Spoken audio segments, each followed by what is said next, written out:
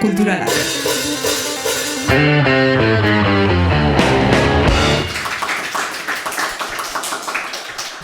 Kaixo eta ongietorriak Marruma Kulturalen podcast berri batetara. Ongietorriak onera gerturatu zareten guztioak eta bai podcastaren bestaldean zaudeten guztiei. Bestalde hortan zaudetenak, onera etorri nahi balin bazue, jarraitu gaitzazue sareetan eta horrela jakingo dizue ze kontzertu izango ditugun hemendikan aurrera. Eta denboraz garaiz iritsi zaitezkete gure podcasta zuzenean grabaketa hauetara. Eskatzen dugun gauza bakarra, ni ja abisatu diet, txaloak beltzetan eman ordez, kortxeatan ematea da, beraz, hilabeteko txorra desan da, astera guaz gaur gurean, Julen Basterra Garmendia.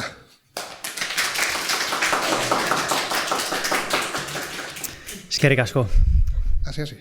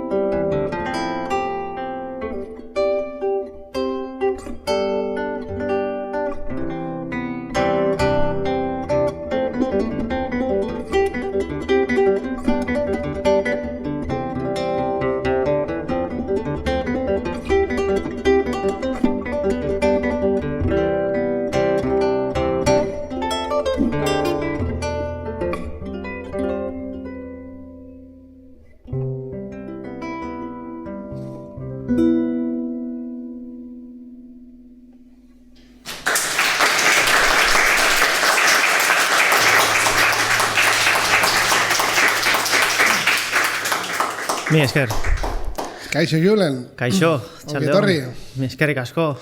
Duela hilabete desente lotu genuela kontzertu hau, eta esaten zenuen, oraindik hilabete pila falta dira. Iritsi da eguna. Bai, okupatu espazioa, demora guzti hortan, baina iritsi azkenian hemen gaude. Zemuz. Ondo? Ez dakit, usted podcasten grabatketa batera zela etorri, baina ikusi tuzula gure batzuk. Bai. Orduan, sorpresa sarrapatu zaitu espazioak edo...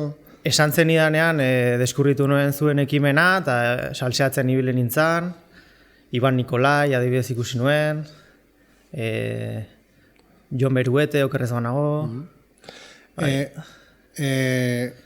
Iban Nikolai gainean, txibatu zenean, bai. Podcasta ikusi eta berarekin klaseak eskatu zen izkiola, eta... Bai, ornukan digeridu bat aspalditikan, eta podcast honi esker, YouTubeen ikusteagatik, esan nun, animatuko naiz Ibanekin klase batea, eta hor nabil, ez eta asko aurreatu, baina hasi gea, arnasketa zirkularra. Eta... Igual, hau podcast hau entzuten ari dena, baina ez duena podcast berezi hori ikusi, normalean azaroetan egiten ditugu horrelako pixkat formatu bereziago batzuk, eta aurreko azaroan, 2022ko azaroan izan genuen Iban Nikolai, digeridu jolea, eta kriston showa eman zigun hemen.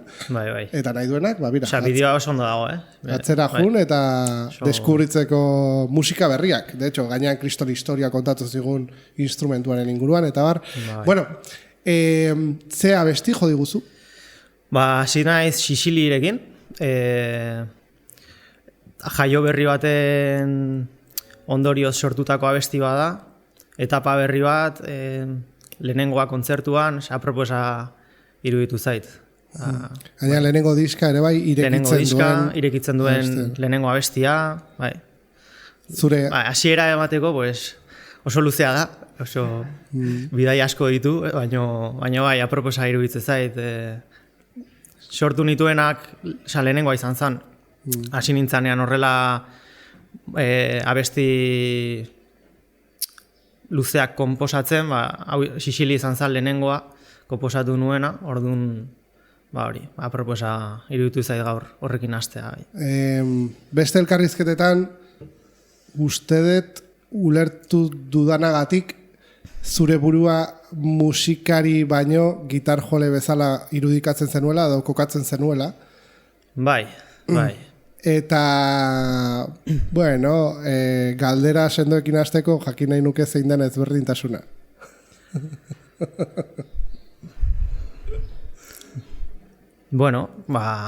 Gitarra, ez dakit, simplea iruditzen zait. Musika oso zabala da, soinu asko daude, baina soinu horiek sortzeko modua da hau. Gitarra. Erabilin nezake ahotsa, erabilin nezake digeridua, erabilin nezake trompeta, denek soinuak ateratzen dituzte, baina nik lantzen dut soinua, musika gitarraz. Vale, orduan, etiketa zabalak baino nahiago dezu edo komodago sentitzen zera, igual. Nahi gustatzen zait ere artista izena. Bai, Eta hori itzein genuen, zurekin itzein dut, hau. Artista, niretzako denok ge artista. Artista azkenen gero bakoitzak espezializatzen du alde batera edo bestera, ez? Baina nire ustez gutariko bakoitza artista bada. Gutariko bakoitza jaikitzen ganetik oberatzen garen arte gure eguna sortzen dugu. Eta gure eguna sortze hortan artea dago, abileziak daude. Sukaldean, jantzten dugun arropan, hitz egiten dugun moduan, entzuten jartzen dugun arretan, eta niretzako eguna, gaur jotzen dut, baina eguna ez da hau, momentu hau, ez? Dena da, ez? Ardun artista, nik gitarrista, momentu puntual bat naiz, baina artista naiz eta uste dut garela danok. Vale, ni hor bakit kafe bat bota genuen, te bat, hori da, niretzako espezializatuagoa izan zaitezke gai batzutan edo, baina artistak niretzako dira arteen munduan sartuta dauden horiek, eta naiz eta azken hamarkadetan sukaldean egia da egiten direla arte ederrak, osea, plater bat ikusten duzu Gia Michelin eta horietakoak, eta ematen du arte obra bat dela. Normalean, ni mekanikoa izanik, lana oso txukun egin dezakezu eta baina beni bereziki ez nuke arte bezala kokatuko, eta ez dut esan nahi gaizki dagoenik ez ezer, teknikoago ikusten dut arte baino. Baina, barkatu. Ez, oso ondo irutze zait. Niretzako arreta beti dago, kontzientzia hor dago, eta zuk nire ustez artistatzat dituzunak, iten dutena da kontzientzia gehiago zabaldu. Baita. Baina niretzako gauza txikietan kontzientzia jartzen dunak ere, kontzientzia hor jartzen du. Eta artea egiten ari da. Ni horrela definitzen dut. Hemen aurrean duguna filosofia ikasle izan zen, ikasi zenun, filosofia, eta igual espresatzeko moduan erabiltzen duzu pentsakera hori. Horrelako momentuak aprobetxatzen ditut, Estela ez naute guzten, o lagunia eleizena. Ondo dago. Hor hitzein genuen taoismoaren inguruan eta baina hori aurrerago agertukoen zabestiren bat horren inguruan, bertan utziko dugu. Astapenen inguruan jakinen nuke, zerk eraman zintuen zuri gitarra jo nahi zenuela erabakitzea, edo nola iritsi ziren gitar jole izatera?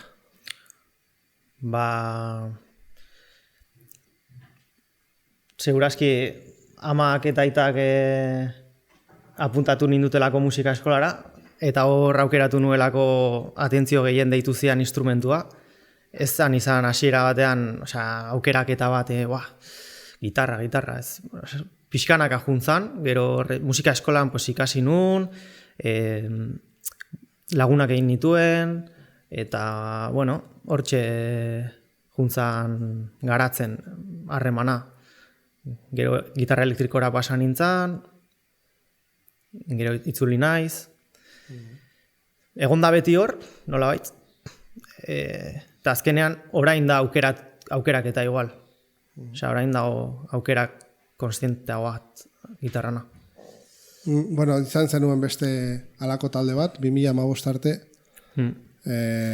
Gabezia. Rock heavy taldea, edo metala talde bat. Zenbat urte pasatzen dituen hor? Basan dituen 3 urte, baina oso intenso. 3 disko, kontzertu desente, eta sortzen pilo bat, riff pilo bat. Eta taldea 2015an utzi zenun, ez dakit, jokoz kanpo ikusten zenuelako zure burua, behar zenuelako akustikora heldu eta ez hainbeste elektrikora, zer? Igual hau txanda pasa. Ez que... deskanso bat... Ez que luze... Ez dakatelako arazorik, baina ez que ondo azaltzeko luze azaldu beharko nuke. Orduan... Beste baterako. Lasai.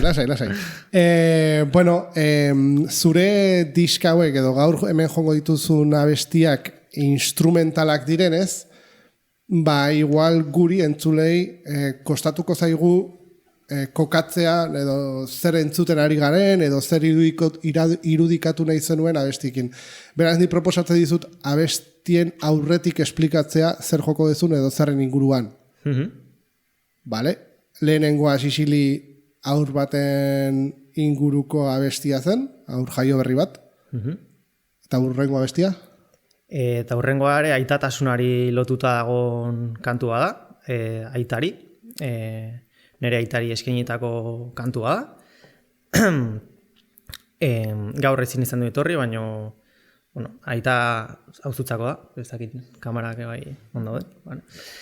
Eta bai, da pixka bat minbiziaren gaia gertutik antokatu zaigu familian, eta pixka bat hor ni non kokatu, eta da babesa, maitasuna emateko modu bat, kantuaren, instrumentalaren bitartez, eta baikortasuna irazteko, eta ez bakarrin eraitari, baizik eta minbizia duen jende guztiari, eta aitatasunari berari ere eskaintzen diodan kantua baita ere. Jotzen dudan aldiro askotan esan nahi berriak sartzen dizkiot, ez? Azken instrumentalak izan da, bai, hori guztia. Nahi dezunen? Bai.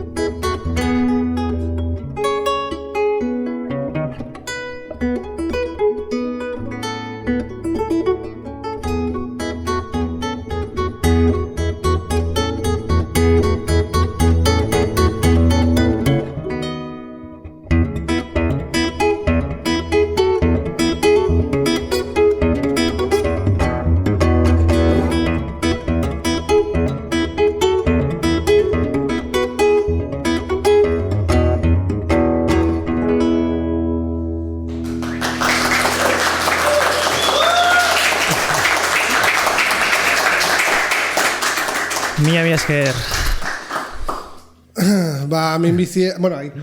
Aitatasunari edo minbiziari erlazionatutako abestia, baina positiboa iruditzen zait dela abestia.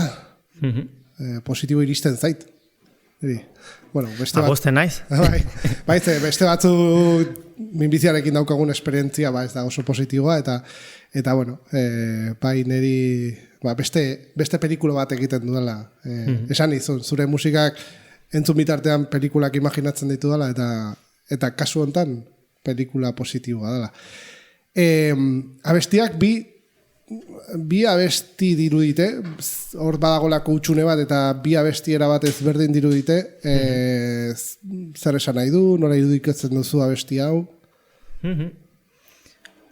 Igual lehenengo zatia da pixka bat dramatikoagoa, edo solemneagoa, ez, pixkate, hori nola kokatzen da, ez? Eta bigarrena ja da, pixka bat, bazen leku ontatik kokatzea, ez? Osa, baikortasunetik. Eta hori da, bi parte, bai. Horrelako gaien inguruan hitz egitea eta garrantzizkoa dela deritzot, baina ez dakidana da, zuk zenbateraino hitz egin nahiko zenuken minbiziaren inguruan, eta bar. Edo bakarrik musikaren inguruan hitz egingo dugu.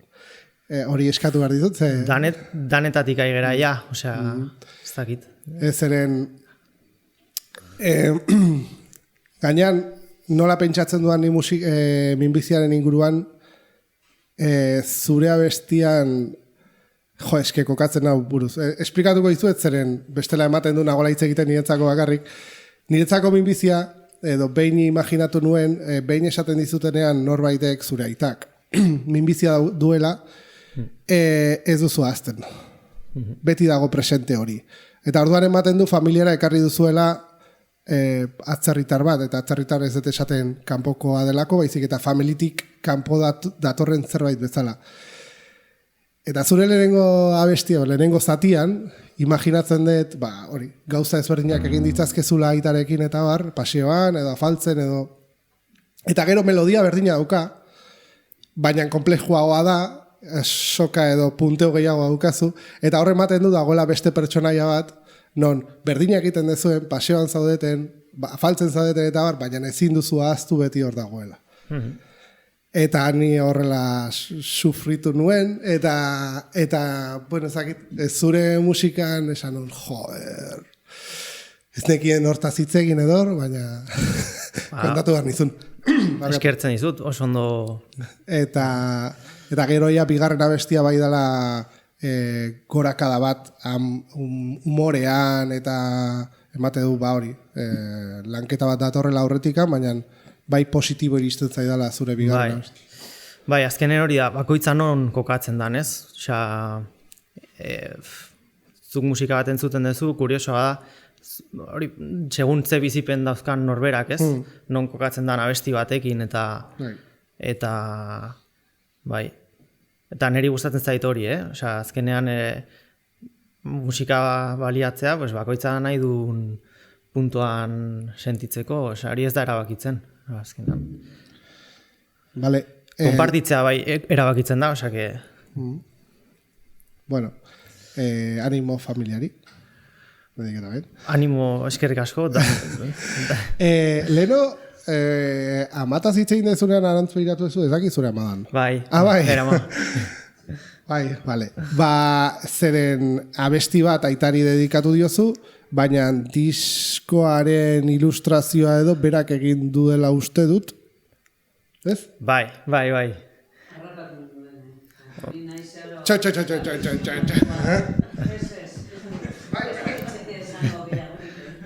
Baina entzungo dugu horrela, bestela ez da grabatuko.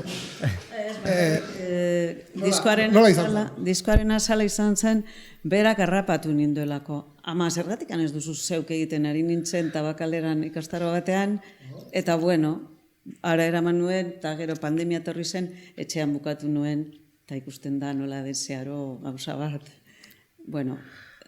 Oso ondo dago portada, ama. Pistol lana. Osea, mesez, txalo bero bat. Oso ondo dago. Ez zaio gustatzen, baino... Esatea, baino... Joder, oso ondo dago, portada. Zorionak, bai. Bai, Mira, bai. hemen daukagu, sormen, hori da. Gero hitz egingo dugu izenaren inguruan, ze badauka erlazio bat urrengoarekin, gero kontatuko duguna. Bigarren abestia jo duzu, eta hirugarrena, bira, niri lehenengo diskako abestiak, soinu banda bat bezala edo irudikatu ditzazkedanak, positibo iristen zitzaizkidala, baina jakinda zerri abesti indiozun, gaiak ez dira beti hain positiboak. Hirugarrena trapezio da, baina uste ez duela zer ikusirik zirkoarekin. Bai eta ez. Osea... Kontatu.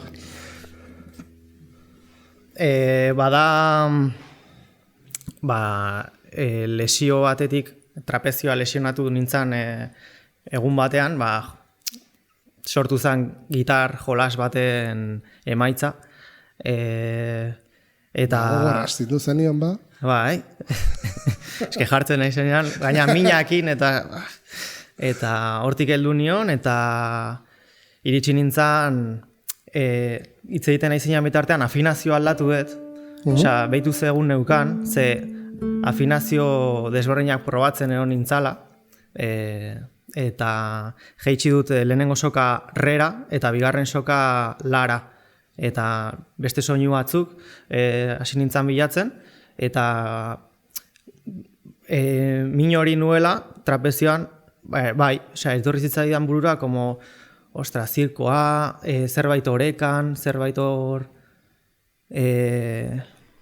alde batetik bestera balantzak ari dan norbait, ariketa egin aurretikan nola prestatzen dan, holako mugimendu bat irudikatu nuen. Eta hor sortu zen abestia. Ba, nahi dezunean.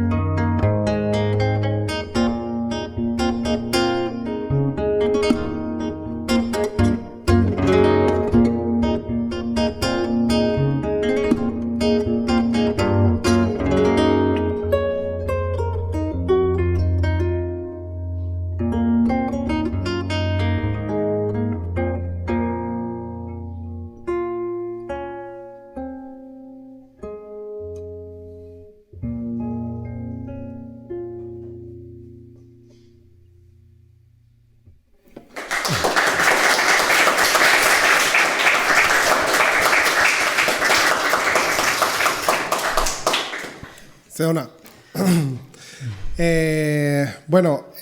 Hiru abestia, lehenengo diskoko hiru abestia aukeratu dituzu eta bigarren diskoko 4 gaurko kontzerturako hirugarren abestia jo berri duzu. Eta sartu nahi nuke zure bi diskokin edo zure bi disken artean dagoen erlazioarekin kuriositatez sormenek ea hiru batez idatzia dagoelako eta jardunaldi A4az. Hori nondi dator, non daude bat eta pia, eta... Bidean, geratu dira. Esan nahi gehiago sartzeko asmoakin, irudiak eta... Hiruaren asuntoa, gorputza, arima eta espiritua, gu garen hori nolabait islatu nahian, eta gero laua ere oso zenbaki garrantzitsua da, 4 elementuak, sua, haizea, lurra eta ura, eta gainera harira dator diskoan, zeren diskoan entzuten dira. Sormenen hori da, simaz, hiruo, ez dago hain visible, baina jardunaldin bai, 4 zenbakia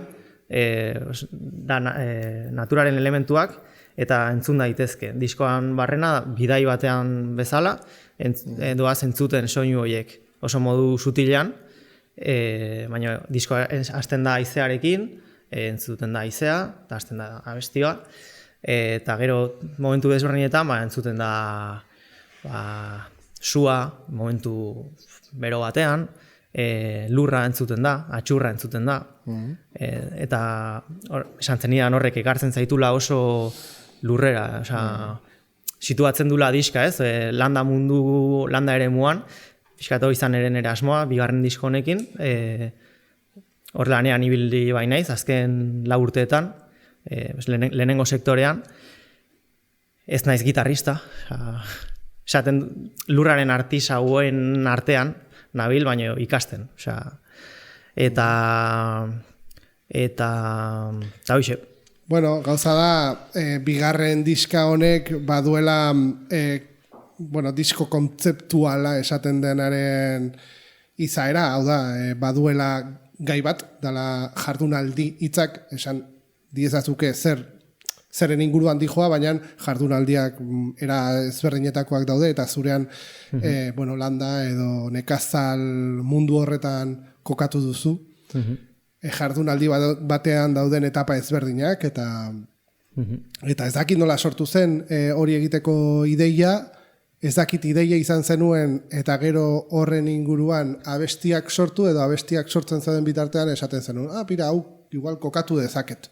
Horrelako kontzeptu baten barruan. Izan zan gehiago lanean nengoen zerbait sortu zana. Nolabait nik bizitzen nuena, egon nintzen nahiko bakarrik lan batzuetan, denbora asko bakarrik, eta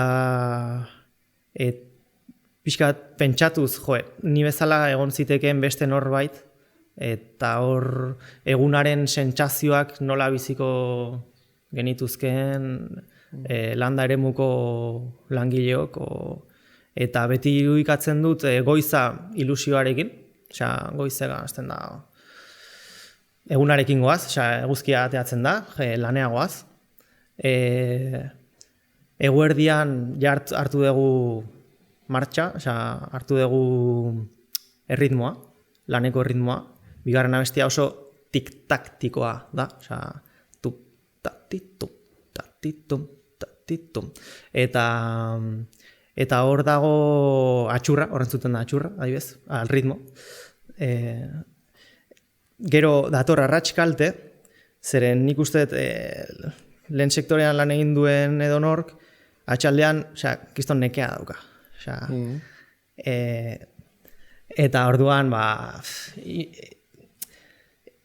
neke hori edo ordu asko eguzkitan, ordu asko bai, gogortasun hori da hirugarren abestia. Eta gero laugarrena, ja gauon, ja lasai, oratzen geha, berriro, bihar lan egin behar da. Eta sentsazio horiek islatu nahi izan ditut. Nire bizipenetik, bai. Kuriosoa da, zeren eguna ez da hor bukatzen, baizik eta egun sentiarekin, egun sentia, eta abesti gehiago daude diska horretan. Bai, eske egun ez da bukatzen. Bukle bat. Bai. Asko gustatzen zait, eta esan dezun bezala, bai sartu dituzula, lehenengo diskoan bai dala gitarra soilik, uste dut, eta igual efekturen bat edo, baina bigarrenean bai sartu dituzula natura hotxak, Bandcampean jartzen zenun lurra, ura, zerua, haizea eta sua, adibidez, eta ez nuena kontatu ziala, akit lagu diela, baina ez nuena erlazionatu lau horrekin, eta bar, esaten izun, atxur soinuak kokatzen zaituela, bai, uste dela niretzako disko guztiko soinua. Behin entzuten dezula atxurra esaten dezu, eta orduan ja jardunaldi, ez dezua azten atxurrarena, eta orduan erlazionatzen dituzu abesti guztiak eremu hortan edo. Zeuna. Nondik atera dira soinuiek, esan zenian ez zenituela zuk grabatu? Ez, hori izan zen zerbait experimentala. Mungian grabatu nuna badetxe sorlekuan Xabi Agirrerekin, diska. Eta experimentatzen pixkatibili ginean, berak zeukan soinu banku bat, zebera soinuak grabatzen ibiltzen da, soinuaren munduan lanean dabil, estudioarekin ere. Eta hori, hau, hemen, zinean hor, jolasten, ondo gelitzen da, zentzua, elementuak, lurra, eta hola, bai. Zorionak, gutxinez, kanpoan gauden entzako eta gerturatzen gaitu, erresten gaitu, zakit zure mundu hori ezagutzeko edo kokatzeko diskan lekuren batean. Orain sartuko gara bigarren diskarekin eta bigarren diskarako edo aurkezpen bezala aukeratu duzu Goizeko Martxa. Zer kontatzen duzu hor? Hoxe, goiza nola hasten da landa eremuan, nola eguzkia pixkanaka altxatzen doan eta lanaldia hasten dan. Gogoz zoaz, Aix. Neri ez aita hori pasatzen.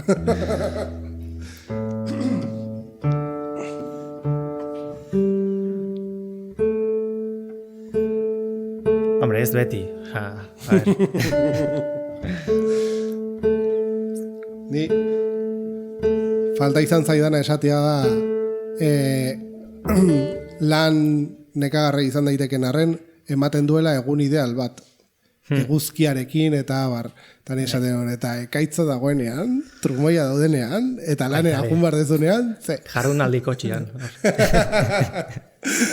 Aurrera.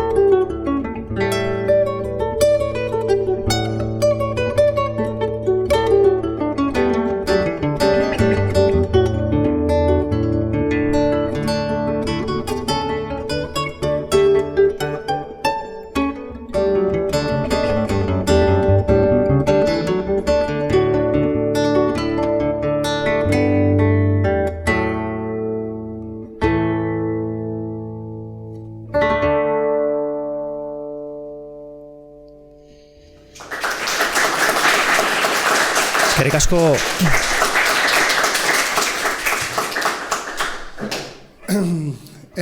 Abesti bereziki komplikatuak iruditzen zaizkianez, nola Neri ere, nola konposatzen dituzu, nola dira zure sorkuntza prozesuak?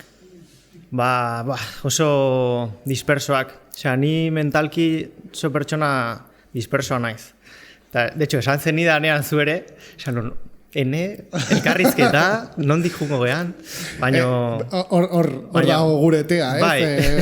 Gauza batetaz hitz egiten hasi eta...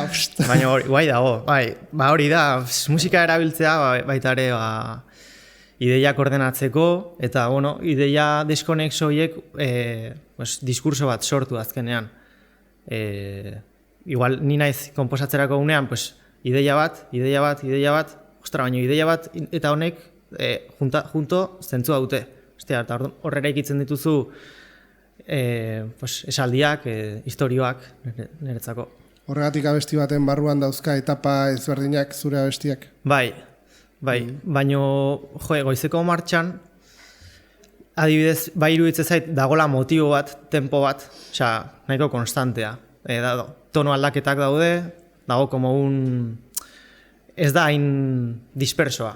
Ematen du, ideia asko daude, kolore desberdinak, baina kadentzia mantentzen da, tono aldaketak daude melodia antzekoarekin, adibidez, sormen askoz kaotikoagoa da zentzu hortan, no? Da, ideia zaparra da bat, horregatik ere jarri nion sormen, eta horregatik da portada bai pixka bat abstraktoa, burutik anateatzen da, hor jarritako zehose, baina badu lanketa bat, ideia bat bestearen atzetik jartzeak, ordenatzeak, norberaren burua musikaren bitartez, pixka bat hori.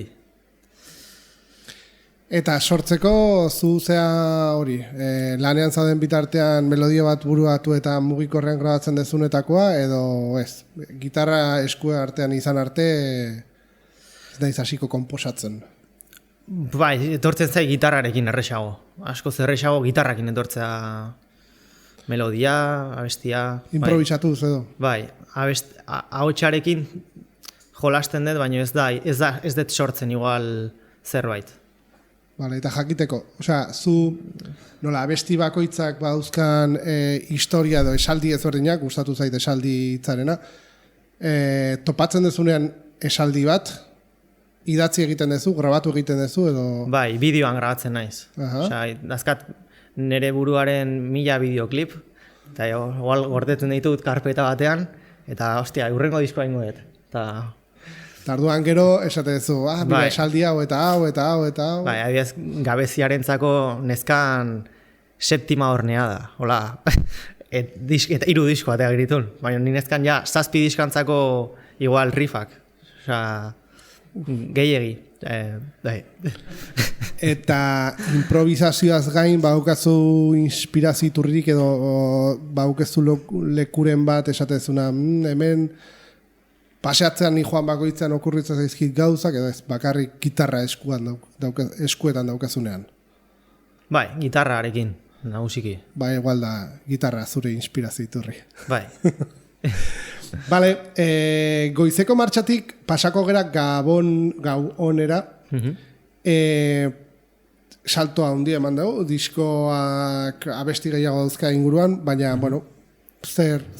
bertan kilkor batzuk entzuten dira, kilkerrak bai irudikatu ditzazkegu izarrekin eta bar, baina kontatu, zer kontatzen du abesti horrek? Ba hori, lasaitasuna, nekearen da gero ez dezula hitz egiteko beharrik eta orduan entzuten dezu natura, isiltasuna, kilkerra kasu honetan, igelak izan daitezke, segun non zauden, pixka bat, bai. Zu bi diska hauetan hitz gutxi erabili dituzu. Abesti baten sartu duzu poesiaren bat, baina hitzez esateko ez duzu behar askorik somatu, suposatzet. Ez, eta gustatzen zait musikak bere horretan hitz egitea, eta jendeak errazago konektatzen du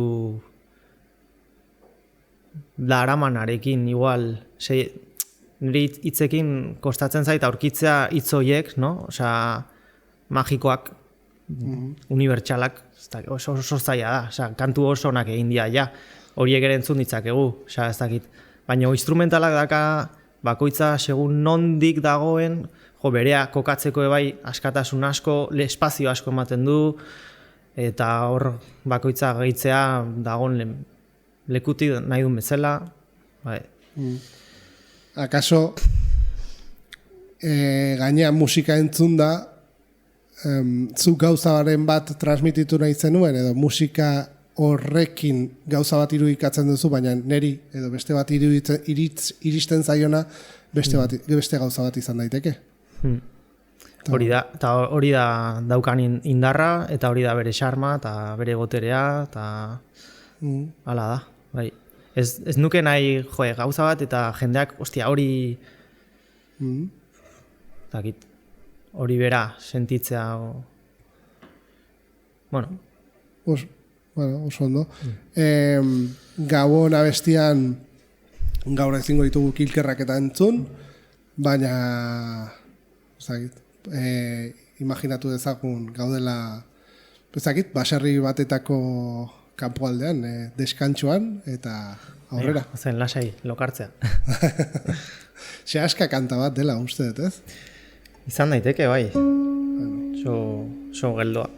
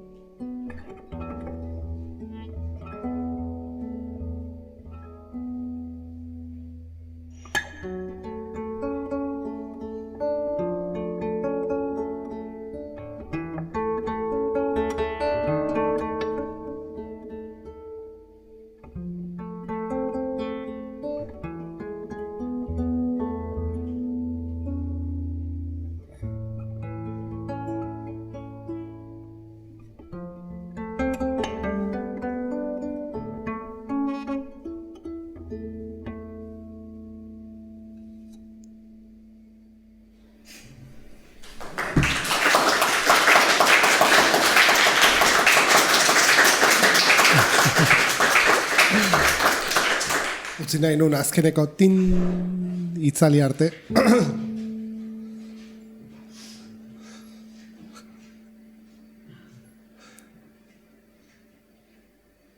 Berriro. Bueno, zehazka kanta, motxa, baina, bueno, nahi ezakit izarrak eta imaginatzeko ematen duna. Ezakit, hau da galdera bat, aspaldik endu genuela repertoriotik edo, zeren ni sartu nuen, uste nuen ez, jendeak edo zuela nire imaginazioa, eta musikarien kasuan sarritan ez da horrela pasatzen, baina ez dakit zure musika egitean irudikatzen dezun irudi baten bidez, kuadro baten bidez edo estena baten bidez. Edo bakarrik sentsazioak diren edo. Bai, ni ez naiz zu bezala visuala, ni naiz gehiago corporal, emocional, mental, bai. Bai, hori izan nire galdera zeren oso ondo transmititzen duzu edo sortzen dituzu mundu batzuk non jendeak imaginatu dezaken. Esan behar nizun, horrelako abestiren bat, adibidez, sehaska kanta bat, pelikularen baten soinu bandan ikusi nahi bazenut, nola izango litzateken pelikula hori edo zena izango litzateken. Esan zuk? Zuzea irudikatzaile trebea. Ni imaginatzen nun estatu batuetako Porsche tipikoak, non udako arrats edo gau batean, arrats, hobeto, hor butakan, jartzen zean kilkerrak entzuten eta garagardo mierda batenekin eskuan edo. Horrela, ez dakit horrelako estena bat okurritzen zitzan. Batez ere, urrengo, abestietan aurrerago eginez badagoelako egun senti eta orduan ez duen ikusten hain gauaren erdian baizik eta gauaren lehen ordutan.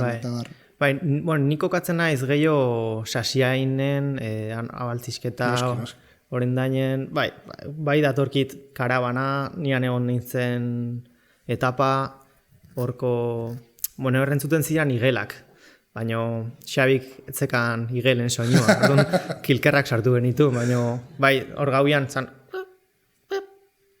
zutezan hor, hor truko bat dago, horrea eramaten hau abestiak, bai. Barkatu. Hor truko bat dago, zeren esan zenian, zu atxurrakin gutxi lan egiten zenula, gehiago... Eman diot, Piku. Baina kaio asko ez ditutin. Baina... Pikutan zaudela, pikuekin zaudela? Ez, kiwikin. Egon naiz kiwiekin. De hecho, jardunaldin, aipatzen ditut barazkiak eta barazkien atzean dauden pertsonak. Zeren gure jakien atzean jendea dago. Eta nire lan desberdinetan, nire aportazio xumea egiten jende horrekin, barazki horiekin, eta diskoan aipatzen ditut, eta eskertzen ditut, ibilbidean topatu ditudan lankideak, eta haien laboreak. Eta disko hau edo abesti hau, non esan dezu, irudikatzen zenuela igelekin eta hor? Gauon irudikatzen nuen sasiainen. Sasiainen. 2 urte egon zalanean, bai. Eta orain non zaude? Orain nago Getarian, txakolindegi batean. Txomin etxan izen, hor kimaketa lanetan, eta... Mundu pixkat ezberdinak, ez? Bai, ibile naiz, lehenengo sektorean lan desberdinak burutzen. Bai, ezaki zergatik imaginatzen nuen alako landa bat, eta urtean zehar gauza ezberdinak ere itzen direnez, bale, aldatzen zoazela lekuz eta... Bai. Horrek igual. Eta musikalki, pidizkatea dituzu, ez dakiti 3 bat buruan duzun... Zeo badeu, bai. Kontatzeko? Ez bali badezu nahi. 5 bat edukiko dula. Vale, ese bat. Bai. Aia izen burua badakit. Eta gero G bat dator, eta gero T bat. 6 eta 7. Bai. Ondo. Gero kontatu jazu bai, zure ideia ez dala inbeste kontzertuak alako leku itxietan ematea.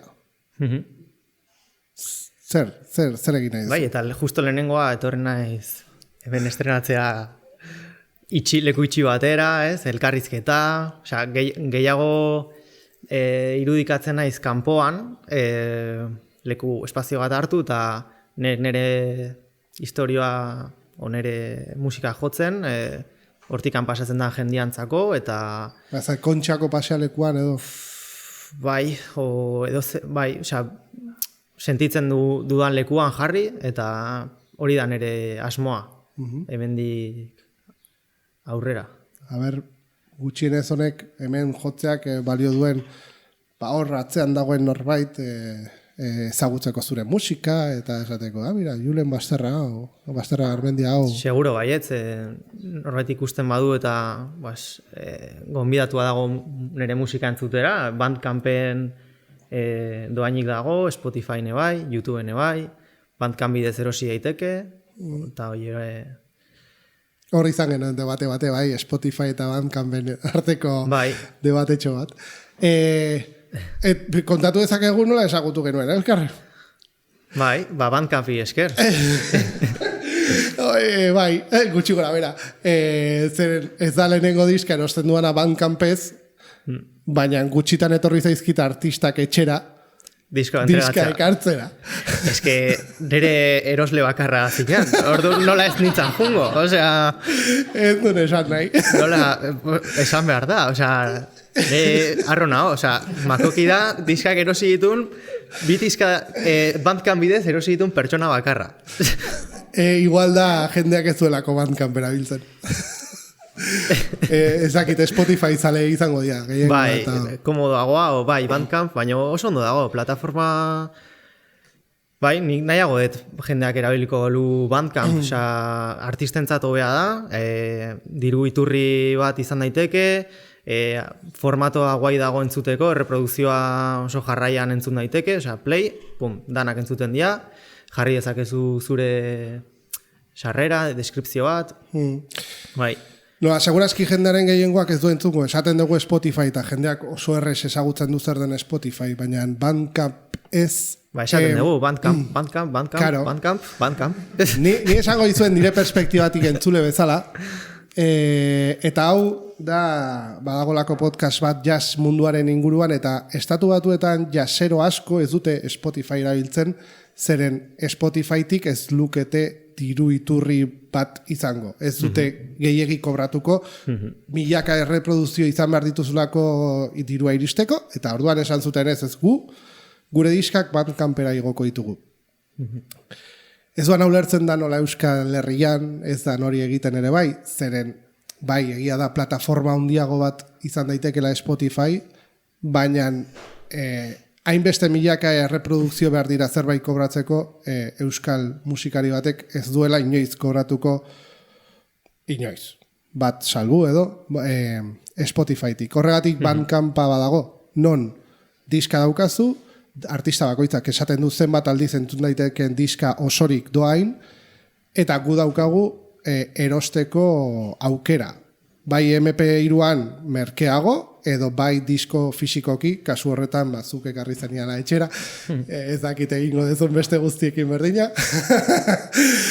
Baina bai balio digula guri entzulei gustatzen zaigun musika hori sustatzeko. Gure esku dago gustatzen zaigun artista horiek kontentu izan eta diska gehiago ateratzea. Horrela da. Eta ni hortan sinesten dudanez, horregatik erosin izkizun diskak, eta eskertzen dizut, benetan, Bai. Eta esan zenian, eta ni esan izun, eskerrik asko, baina nigatik egin dut. Osea, ni gustatu zitzaidan sormen entzun nuenean, nahi nuen horrelako gehiago entzun, eta beste diska bat atera dezu, eta oso kontentu nago, orduan Bandcamp. Tira, azken aurreko abestira pasako gera, Trabak, kontatuko iguzu zaren inguruan Spotify da Trabak, landa ere modaz gaude hitz egiten, orduan zeren inguruan da Trabak.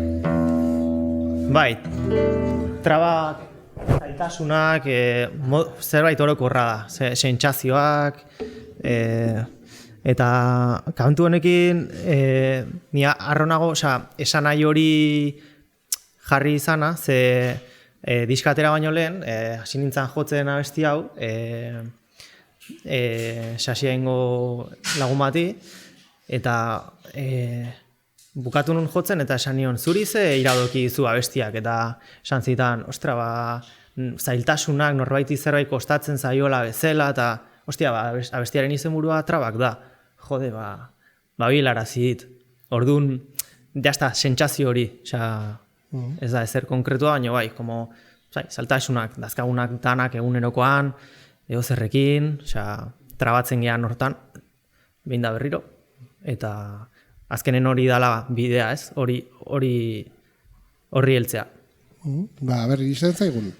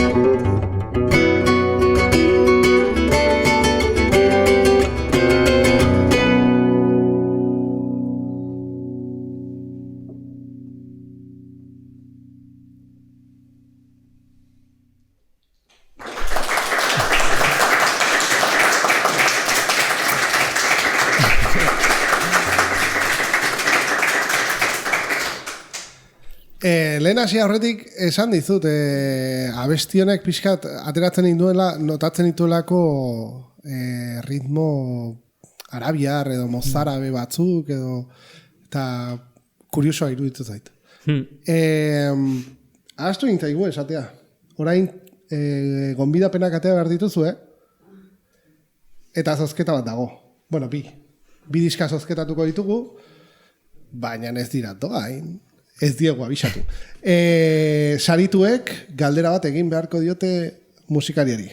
Beraz, atera, beharko dituzue, sarrerak, eta peroloa, favorez. Peroloa. Patxan, perolo magikoa. A ver. Oain jendea nervioso jartzen hasten da. A ver. Eta zenbakia da. Ze polita, 11.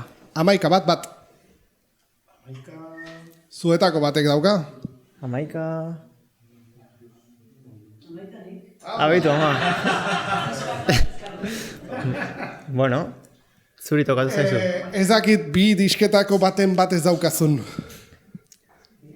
Biak dauzkazu. Baina galdera ingo jozu. Zure izena? Galdera, Kontxi, Garmendia. Kaixo, Kontxi.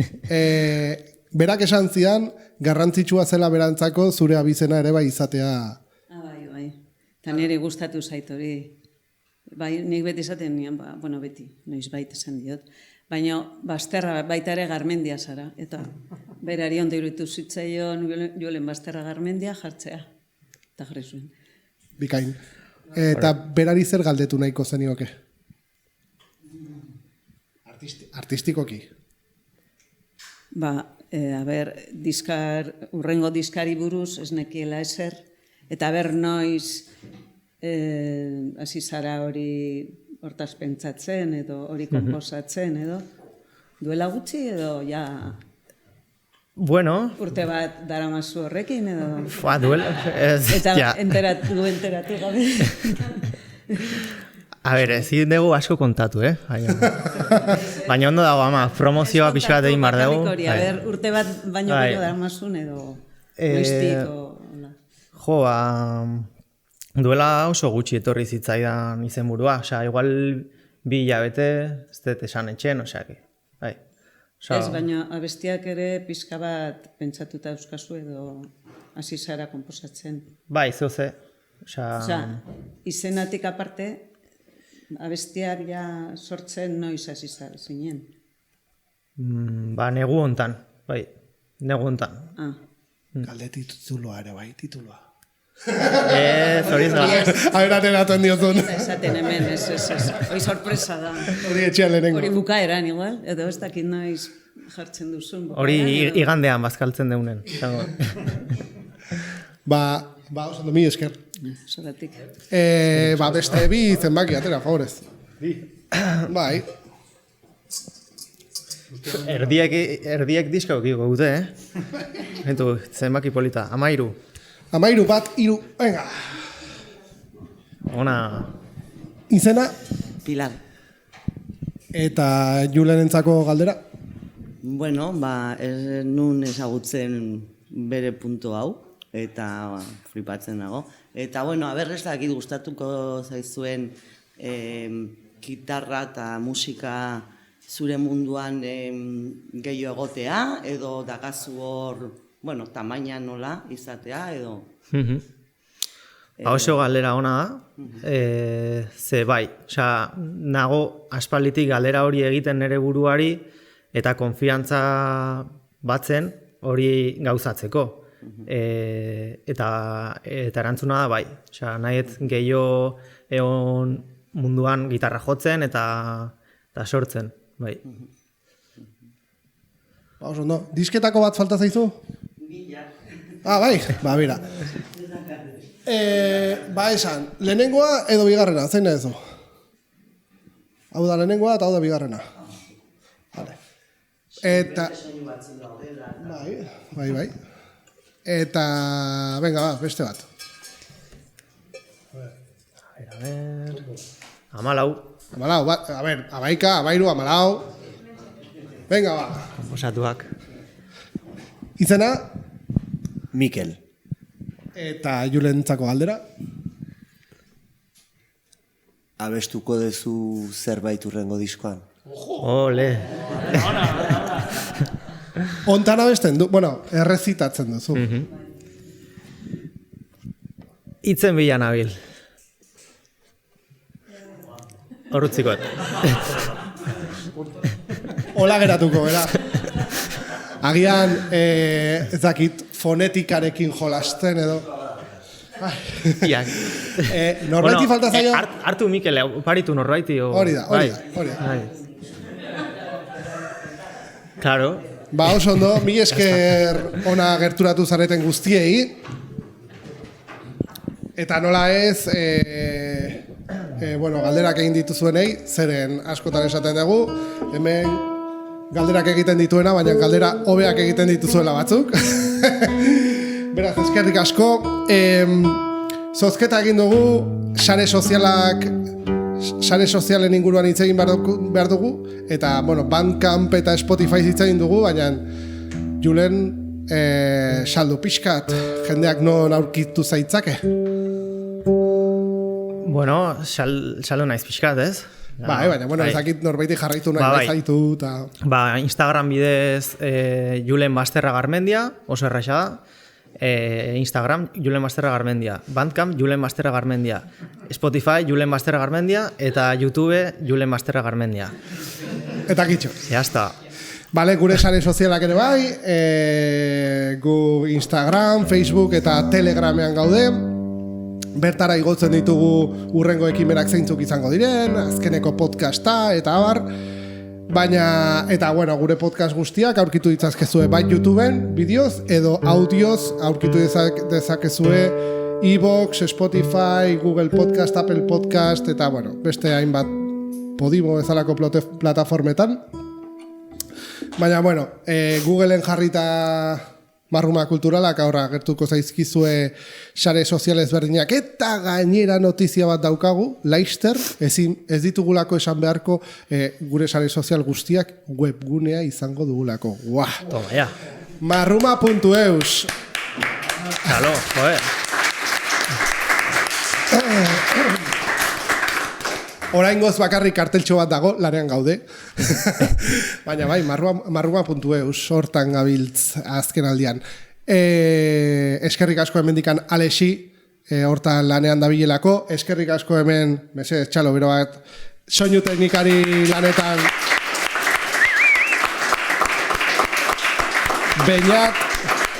Beñat Antxustegi, gure, bueno, gauza guztioni kalitatea ematen diona.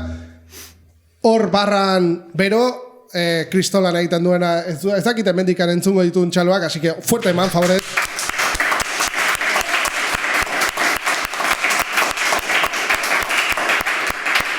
Marrumako honena, gaur Miguelin egon behar zuen laguntzen, baina gaixo dago, zer ingo dugu, hemendikan osatu zaitez, favorez, behar zaitugu. Eta, bueno, kartela eskerrak zuri argazkia bidali zenialako, baina, bueno, kartel gintzan, bideo gintzan eta gaur elkarrizketa hau gidatzen, ba, ni, Makoki, eskerrik asko. Eskerrik asko zuei guztioi ona etortzeagatik, eskerrik asko podcastaren bestaldean onaino iristeagatik, eta nola ez, eskerrik asko Julen gaur ona etortzeagatik, plazer bat izan da. Berdina. Esperientzia superaberrazgarria, berria, eta... Guretzako ere bai berezia izan da, horrelako akustiko bat izatea, akustiko ez, instrumental bat izatea, eta bar, eta plazer bat. Hemendikan aurrera zuri utziko zaitugu azkeneko abestia aurkezten eta bar, azkeneko hitzak zureak izango dira, beraz, eskerrik asko denoi, eta laizter arte, agur. Ba, ezer gutxi gehitzeko, eskerrik asko, horrelako ekimenak antolatzeagatik, kriston meritoa ez dute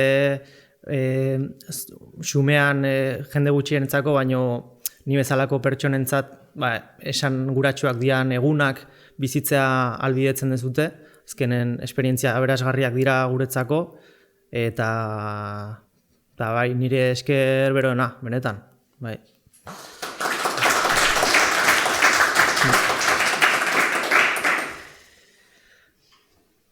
Ba, txalokin bukatukoet.